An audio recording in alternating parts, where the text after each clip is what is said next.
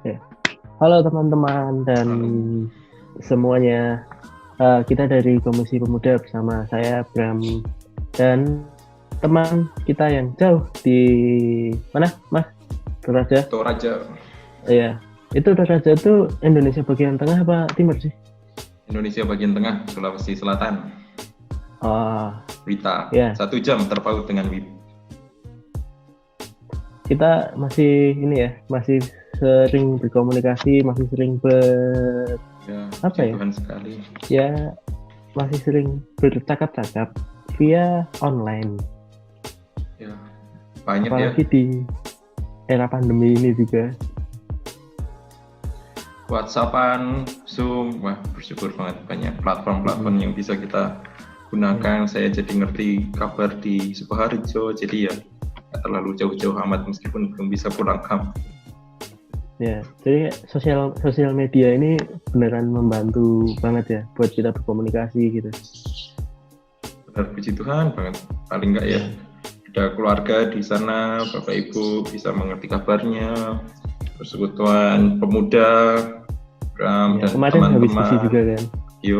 Pasca kemarin, dan juga persekutuan di Solo, ya semuanya bersyukur masih bisa keep connected meskipun saya sedang berbeda selisih 1 jam lebih dulu dengan kalian. Gitu. Ini apa banyak nggak sih yang dari sosial media ini positifnya yang Mas Daniel bisa rasakan gitu selain berkomunikasi gitu? Bagi saya pribadi sebagai seorang pengajar sangat banyak. Nanti mungkin Bram yang akan menambah secara garis besarnya, tapi saya merasakan bahwa sebagai pengajar ini mempermudahkan saya ketika ini pandemi dan mengajar secara online, dan kemudian juga ketika kebutuhan rohani kita yang misalnya bertemu tidak bisa, sekarang bisa online, bahkan ini bisa lebih banyak intensitasnya. Jadi kita bisa bertemu dalam 2 kali seminggu persekutuan dengan Zoom meskipun tidak langsung, ya itu bersyukurlah karena tidak perlu datang transport dan lainnya, tapi ya tetap ada yang dikorbankan pulsa. Ya menurut saya secara rohani memang ini memperkuat pertumbuhan iman. Ini expertise saya ini, Mas Bram. Mungkin Mas Bram juga bisa menambahkan positifnya lain. Iya, kalau aku sih ini sosial media ini membantu banget ya. Apalagi kan kalau misalkan kita juga punya usaha, punya bisnis, itu kan pasti yang punya usaha juga pernah ngerasain kayak misal kita promosi di sosmed tuh kuatnya seperti apa sih? Terus kalau dulu tuh kita promosi di koran gitu kan, terus kita harus bayar ini gitu. Sekarang kita di sosial media tuh udah enak banget gitu, udah lebih terjangkau lah ya kasarnya. Jadi kayak sosial media ini beneran udah mengubah hidup kita sih ya. Ya, ini juga sesuai kepakaran dari Mas Bram sendiri mungkin ya, karena berkecimpung di dunia itu. Jadi ya, saya rasa memang benar sesuai pendapat Mas Bram, banyak sekali positifnya dari sosial media ini untuk setiap kepakaran kita masing-masing atau keahlian kita masing-masing di bidang kita. Benar-benar sekali.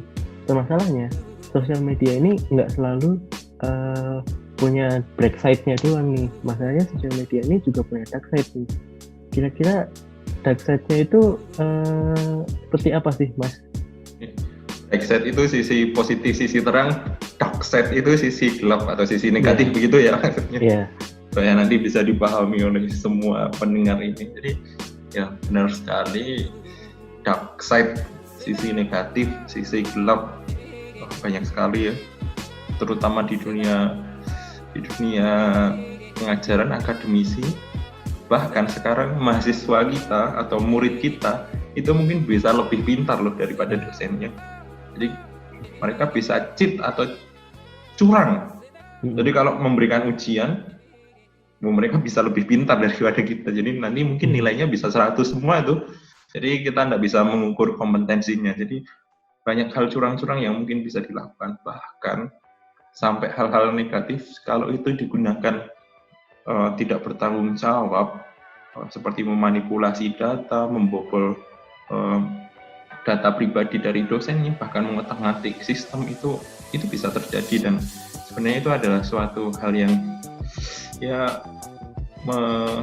menyakitkan. Bahkan yang paling susah lagi adalah ketika siswa atau mahasiswa itu mempelintirkan suatu kata yang diucapkan oleh dosen dan kemudian viral. Nah, itu berbahaya, padahal pengajarnya itu nggak bilang seperti itu, saya nggak bilang seperti itu, atau mungkin di luar tuh nggak bilang seperti itu, tapi jadi viral gitu loh, jadi kayak seperti fitnah gitu. Ini memang harus pintar-pintar dan bijak dalam menggunakan media ini dan mengerti apakah konten itu benar atau salah. Baik, bukan hanya benar atau salah, tapi juga harus baik atau tidak. Dan yang ketiga itu tepat atau meleset. Nah, itu yang sangat penting. Karena kalau tidak ada 3 standar itu, ya jadi kalau baik belum tentu benar, kalau benar belum tentu tepat. Jadi ya memang ini ada banyak bahayanya sih seperti itu. Mas Bram juga bisa nambahkan. Juga harus ini juga ya Mas, kayak ya kita tahu kalau konten itu mungkin benar juga kan, tapi kita juga harus bijak juga kan kalau misal kita mau nge-share berita itu. Soalnya kan kadang kalau kita nge-share berita yang kita share itu meskipun itu benar, tapi kan bisa juga ini kayak menimbulkan nih kegaduhan gitu. Jadi kita juga harus berpikir bijak buat nge-share something itu biar ya orang-orang ini nggak gaduh gitu. Kita cara kita ngedeliver informasi juga harus benar, bukan cuman beritanya benar terus langsung kita share gitu ya. Kita harus juga mengetahui keadaan yang ada di lapangannya gimana. Benar. Atau istilah yang sering kita gunakan adalah kontekstual.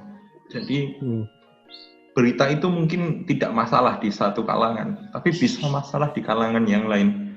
Nah, di sini pun harus bijak karena tidak semua itu menyukai kita. Itu tidak perlu dibahas masalah SARA, tapi pribadi kita itu memang ada yang suka, ada yang tidak suka. Jadi kadang itu ya kita harus perlu berhati-hati ketika kita menyampaikan suatu pesan atau suatu berita supaya apa? Supaya tidak berbalik untuk menyerang kita seperti itu.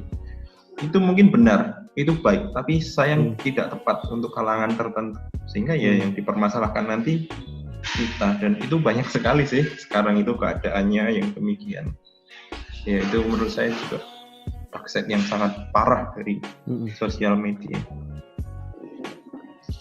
Terus kalau ini Mas, kalau kita tarik di Alkitab tuh gimana Mas? Kalau mengetahui fenomena-fenomena yang kayak gini.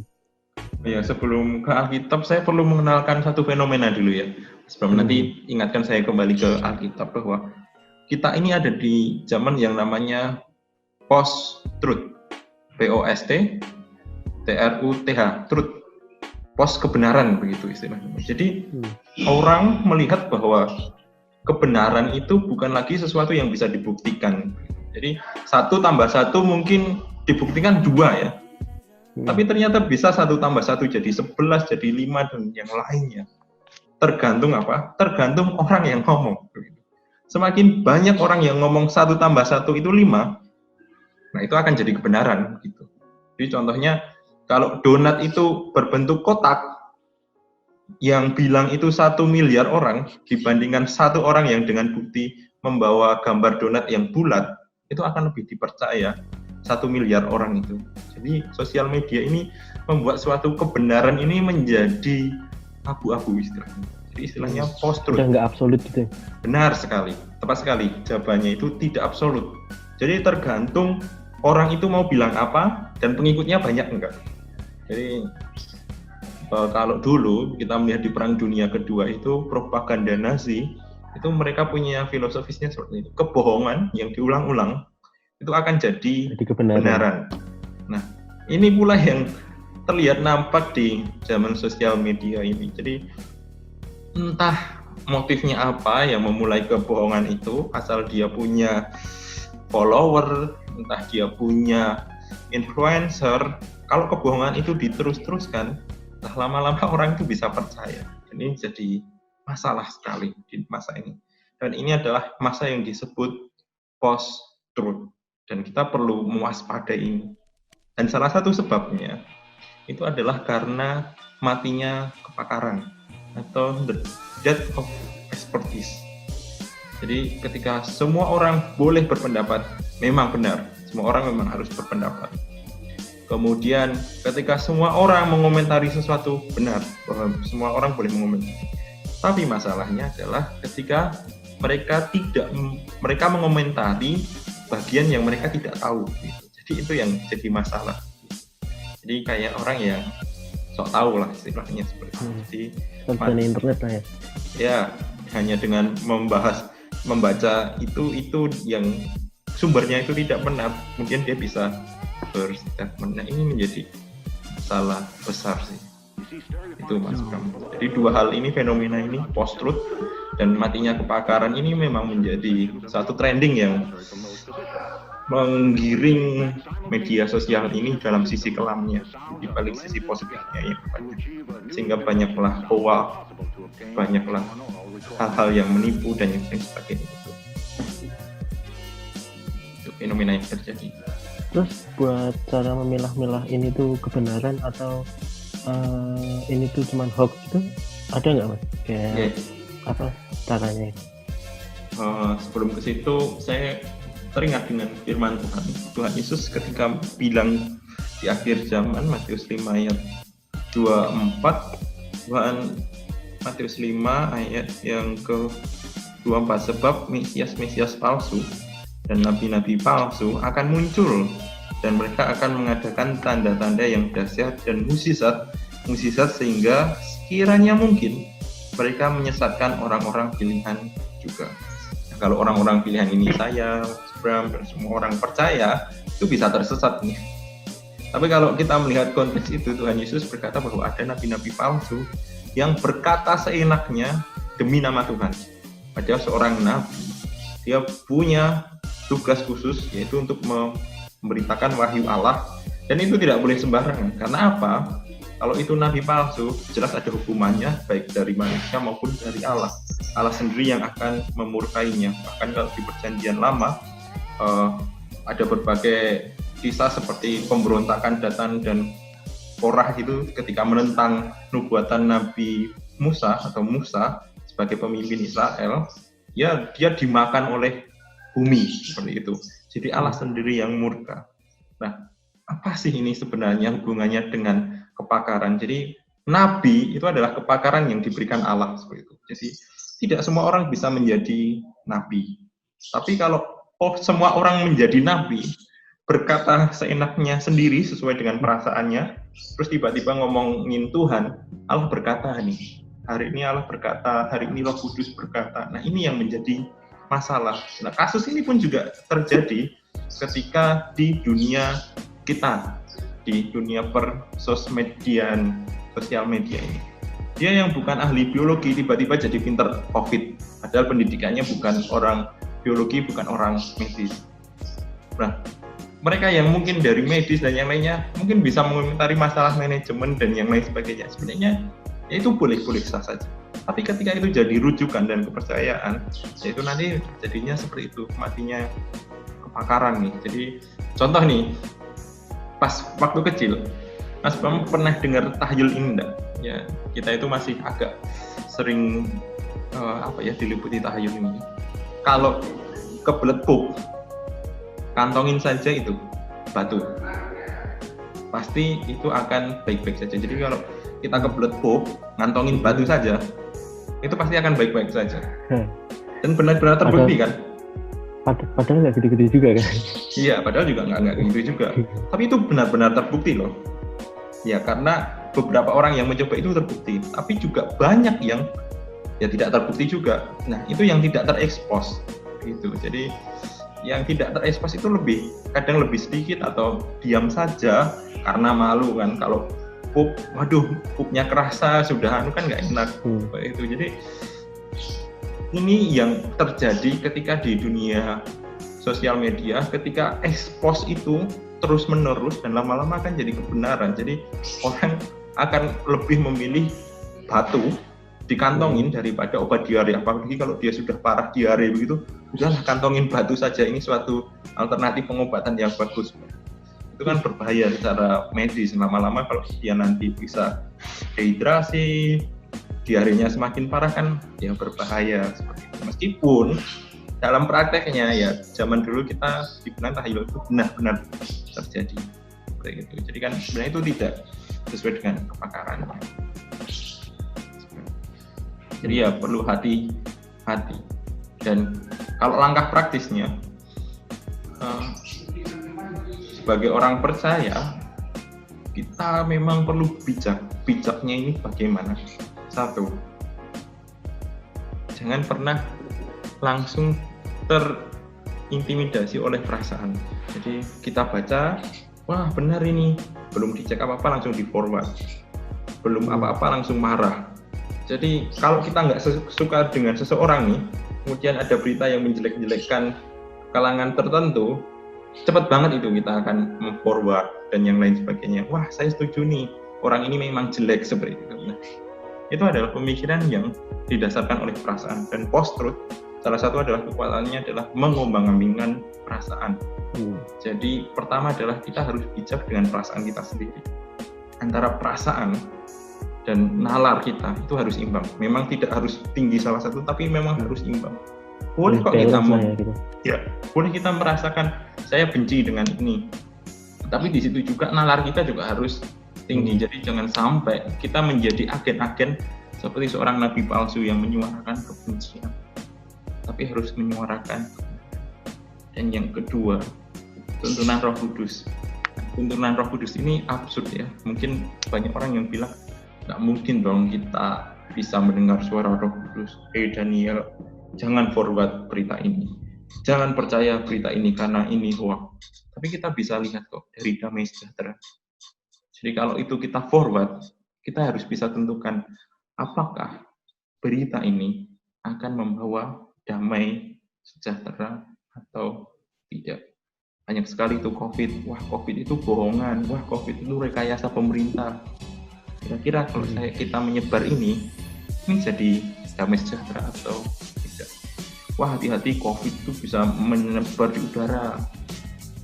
Protokol kesehatan tidak penting, pokoknya harus diam dan seterusnya. Ya itu juga kasihan buat mereka yang ya istilahnya harus bekerja di luar dan sebagainya.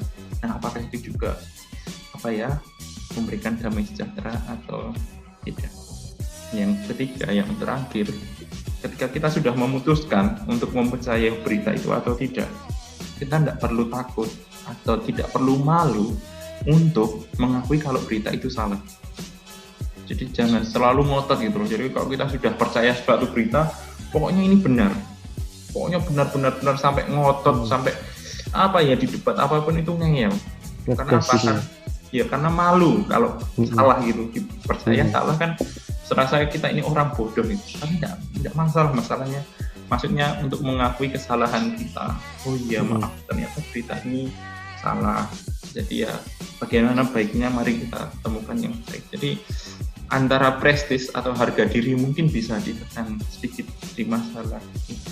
Jadi 3 hal ini saya rasa memang harus kita miliki sebagai orang percaya. Dan hati-hati ya sesuai tadi, kalau di luar kepakaran kita ya kita akan jadi sama seperti seorang nabi palsu yang akan menyuarakan hal-hal kebencian, hal-hal yang tidak benar, dan ini suatu aware buat kita Mas Bram. Itu menurut saya.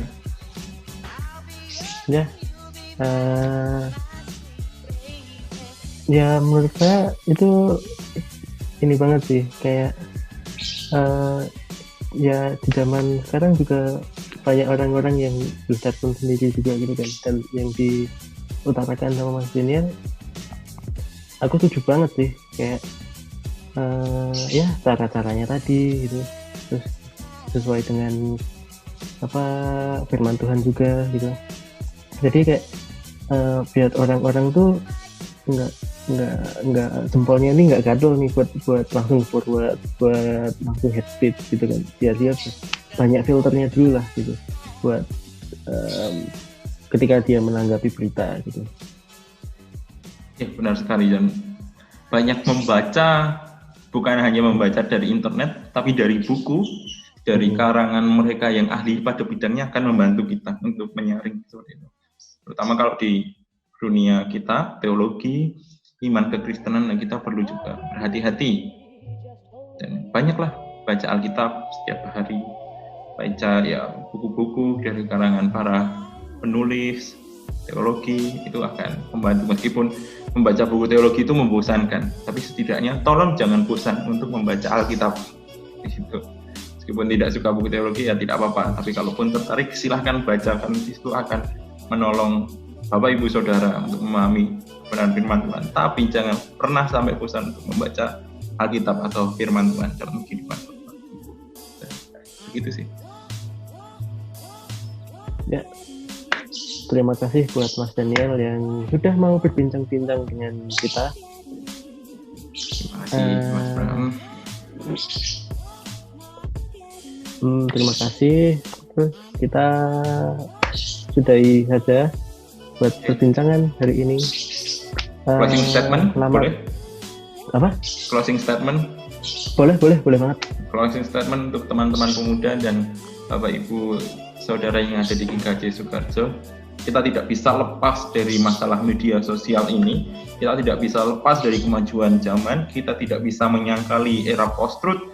Kita juga tidak bisa mengatasi masalah matinya kebakaran. Tapi satu, bahwa ada penyertaan yang dari Tuhan. Kita harus melakukan penyertaan dari Tuhan itu setiap hari. Dan itu bukan hal yang absurd atau hal yang abu-abu. Kalau kita mau setiap hari berdoa kepada Tuhan, membaca firman Tuhan, dan ikut dalam persekutuan dengan Tuhan, yang dalam arti ini berarti ikut dalam persekutuan di gereja, persekutuan pribadi, ataupun kalau khusus ini untuk teman-teman pemuda, maka ya silahkan bergabung dengan komisi pemuda, bersekutu di sana, melayani Tuhan sungguh-sungguh. Meskipun di tengah sela-sela kesibukan, setidaknya Anda perlu di-charge, sehingga ya hidup Anda itu bisa balance antara kesibukan Anda dan kebutuhan rohani. Terima kasih, Tuhan Yesus memberkati. Terima kasih Mas Daniel. Sukses di Toraja. Sukses juga Komisi Pemuda GKJ Sukoharjo. Ya. Yesus memberkati ya.